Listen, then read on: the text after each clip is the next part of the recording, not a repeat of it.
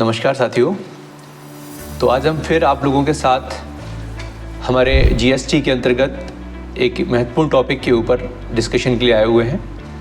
दोस्तों, जब हम स्टूडेंट्स को पढ़ाते हैं और कहीं जॉब के लिए, प्लेसमेंट के लिए भेजते हैं तो वहाँ से एक बहुत ही कॉमन प्रश्न बार बार आता है कि सर जीएसटी के अंतर्गत टैली के सहायता से हम हमारे ई वे बिल और ई इनवॉइस कैसे बना सकते हैं, और साथ ही यदि कैंसिल करना पड़े तो उसको कैंसिल भी कैसे कर सकते हैं। तो दोस्तों, हम आपको कोई भी बिल बना के और उसके थ्रू ई वे बिल इनवॉइस कैसे रजिस्टर्ड करने हैं, कैसे जनरेट करने हैं, इस विषय पर हम आपसे चर्चा करने के लिए आए हुए हैं। दोस्तों, सबसे पहले आप देख रहे हैं आपकी स्क्रीन पर एक सेल्स का बिल जो मैंने पहले से बना के रखा हुआ है।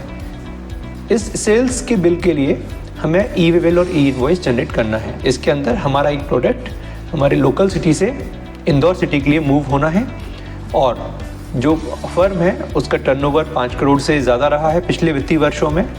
तो इस बिल के लिए हमें ई वे बिल और ई इनवॉइस दोनों एक साथ जनरेट करने हैं। दोस्तों, इसके लिए सबसे पहले मैंने एक बिल आपके सामने बना के रखा हुआ है। दोस्तों, इसमें प्रोवाइड जीएसटी ई वे बिल डिटेल्स को हमने यहाँ यस किया तो हमारे सामने जो स्क्रीन आ रही है उसके अंदर हम यहाँ एक ट्रांसपोर्टर आईडी डालने का हमारे को एक ऑप्शन दिया हुआ है।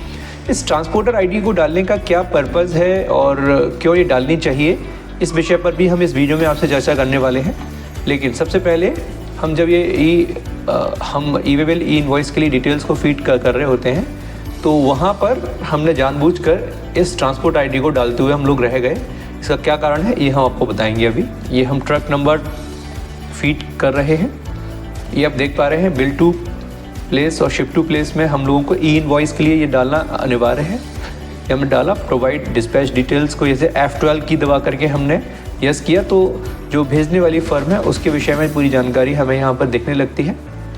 अब इसके तुरंत बाद एक बार फिर से हम यस करके देख रहे हैं इसको। E way bill number and date ये ब्लैंक क्यों आ रही है, क्योंकि जब हम यहाँ से डिटेल भेजेंगे ऑनलाइन जनरेट होगी तो ये डिटेल अपने आप यहाँ फिल हो जाएगी। हमें लगा कुछ जानकारियाँ और इसमें भरनी है तो इसके लिए हम लोगों ने F12 में जा कर के एडिशनल इन्फॉर्मेशन को डिस्प्ले करने के लिए सारे ऑप्शंस को यस किया। अब यहाँ आप देखेंगे सबसे पहले एक ऑप्शन आने लगा सब टाइप, मतलब कि आपका सप्लाई का टाइप क्या है। देन हम लोगों ने यहाँ भेजने वाली पार्टी का एड्रेस में यहाँ कुछ एक्स्ट्रा इन्फॉर्मेशन अकाउंटेंट के द्वारा लिखी गई है जो डालना अनिवार्य नहीं है, तो ये इन्फॉर्मेशन हम यहाँ से हटा देंगे। इसके बाद जहाँ हमें हमारा माल भेजना है अर्थात कंसाइनी, इस केस में हमारी इंदौर वाली पार्टी है। इस पार्टी का एड्रेस एक ही लाइन में लिखा हुआ है। हम इसको 2 लाइनों में ब्रेक करेंगे ताकि ई वे बिल के दौरान आसानी से इसका एड्रेस प्रिंट होके आ सके। ये हमने पहला पार्ट था वो यहाँ तक लिखा। इसके बाद दूसरा पार्ट हम लोगों ने आगे वाला पोर्शन हटा के और बाकी का पोर्शन हम यहाँ रखेंगे। ये दोस्तों, अब इसके बाद हमारे लिए जो एक और इम्पॉर्टेंट चीज़ है वो है pin to pin distance as per portal. दोस्तों, ई वे बिल के अंतर्गत ये शायद आपको ना मालूम है, बता दूं कि एक दिन की वैलिडिटी 200 किलोमीटर होती है और डिस्टेंस नापने का जो जीएसटी के अंदर ई वे बिल के अंदर मैकेनिज्म है उसके तहत एक पिन कोड से दूसरे पिन कोड की डिस्टेंस को नापने के लिए ई वे बिल पोर्टल पर ही एक ऑप्शन दिया रहता है calculate pin to pin distance के हिसाब से सब कर सकते हैं। तो यहाँ मैंने पिन नंबर डाला और जहाँ माल भेजना है वहाँ का पिन कोड हमने यहाँ पर फीड किया और यहाँ कैप्चा कोड डालते ही हमें यहाँ डिस्टेंस का पता चल जाएगा और वही डिस्टेंस हम हमारे ई वे बिल में देखेंगे। आप यहाँ से इंदौर की दूरी 611 किलोमीटर दिख रही है, तो हम इस दूरी को यहाँ फीड करेंगे।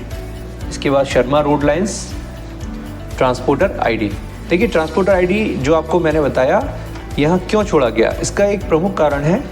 देखिए, ये जो माल है वो हमारे नेटिव प्लेस से, हमारे जो ओरिजिन प्लेस है वहाँ से एक दूसरी लोकेशन पे जाएगा और वहाँ से एक दूसरे ट्रांसपोर्टर के माध्यम से ये माल इंदौर तक भेजा जाना है। अभी जब ये माल मुरैना से ग्वालियर तक जाएगा उस स्थिति में एक दूसरी गाड़ी से इसको हमें भेजना है, जबकि ग्वालियर से एक दूसरे ट्रक के माध्यम से ये माल इंदौर तक सप्लाई होगा। ऐसी स्थिति में यदि मैं ई वे बिल जनरेट करते में ट्रांसपोर्टर आईडी नहीं डालूंगा तो ई वे बिल का जो पार्ट बी होता है उस पार्ट बी के अंदर गाड़ी नंबर अपडेट करने की सुविधा ट्रांसपोर्टर को नहीं मिलेगी। दोस्तों, यदि हम यहाँ अभी ई वे बिल के अंदर ट्रांसपोर्टर आईडी नहीं डाल रहे हैं तो हमारे सामने एक प्रश्न जो बाद में खड़ा हुआ कि सर यदि ट्रांसपोर्टर को ट्रक का नंबर ग्वालियर से इंदौर के लिए अपडेट करना है तो ऐसी परिस्थिति में वो कैसे करेगा। तो ट्रांसपोर्टर ये तभी कर पाएगा जब हमने यहाँ ट्रांसपोर्टर का आईडी अर्थात ट्रांसपोर्टर का जीएसटी नंबर यहाँ फीड किया है। तो जैसे ही हम ट्रांसपोर्टर का आईडी जीएसटी नंबर डाल के और यहाँ से ई वे बिल जनरेट करते हैं तो ट्रांसपोर्टर के लॉगिन पोर्टल पर ई वे बिल पोर्टल पर उसको ये ई वे बिल दिखने लगेगा, जिसका पार्ट भी वो बड़ी आसानी से अपडेट कर सकता है और वहाँ गाड़ी नंबर चेंज कर सकता है। तो दोस्तों इस एग्जाम्पल के लिए हमने ये ट्रांसपोर्टर आईडी नहीं डाला और जब ये गलती का एहसास हमें होगा तो इसको चेंज करने के लिए हम लोगों को पहले इस पूरे प्रक्रिया को जो हम कर रहे हैं इसको कैंसिल करना होगा, देन दोबारा से हमें इस पूरे डॉक्यूमेंट को जनरेट करना होगा। तो ये पूरा प्रैक्टिकल सिनेरियो हम आपके लिए लेकर आए हैं हमारे यूट्यूब चैनल पर। तो दोस्तों देखिए किस तरह से हम लोगों ने डिटेल सारी यहाँ फीड की और जैसे ही हम इसको E way bill E invoice generate करने जाएंगे टैली हमसे एक यूज़र आईडी पासवर्ड पूछेगा। Do you want to send voucher detail for E invoice and E way bill.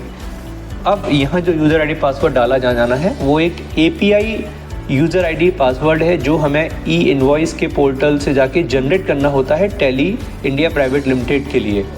दोस्तों ये कैसे जनरेट होता है इसके विषय में हम आपसे एक सेपरेट वीडियो में बात करेंगे।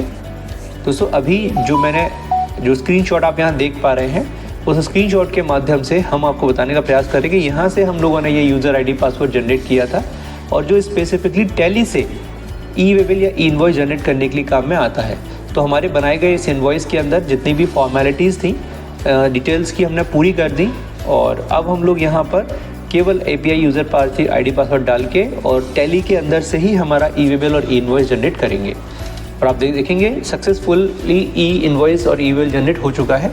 इसको प्रिंट करने के लिए हम फिर से इनवॉइस पे प्रीव्यू किया। प्रीव्यू करते ही आप देख रहे हैं हमारे इनवॉइस में क्यूआर कोड लग के आ चुका है, उसके सेकंड पार्ट में ई वे बिल भी बन के आ चुका है।